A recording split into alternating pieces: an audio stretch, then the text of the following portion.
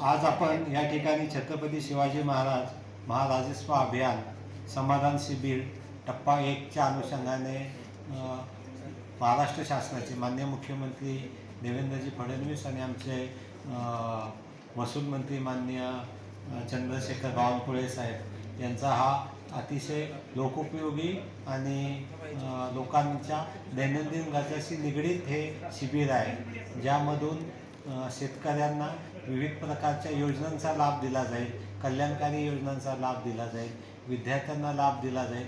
महाराष्ट्र शासनाने गेल्या 2-3 वर्षांमध्ये जे क्रांतिकारी असे शासन निर्णय घेतले ते पण लोकांपर्यंत जातील आणि त्याचा लोकांना जास्तीत जास्त त्यांच्या दारापर्यंत जाऊन त्याचा फायदा देण्यासाठी हे आपण आपल्या जिल्ह्यामध्ये 52 सर्कल आहेत।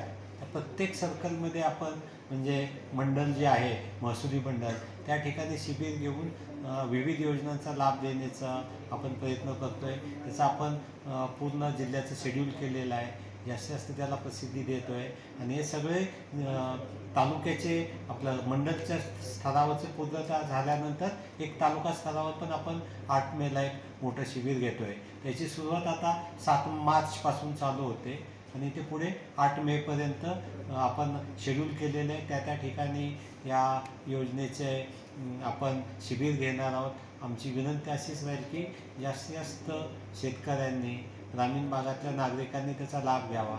याच्यामध्ये शेतीच केवळ मर्यादित नाही तर कल्याणकारी योजना आहे, दिव्यांगांसाठीच्या योजना आहेत, सामाजिक कल्याणच्या योजना आहेत, जातीचे दाखले असतील, जिवंत सातबारासारखी योजना आहे।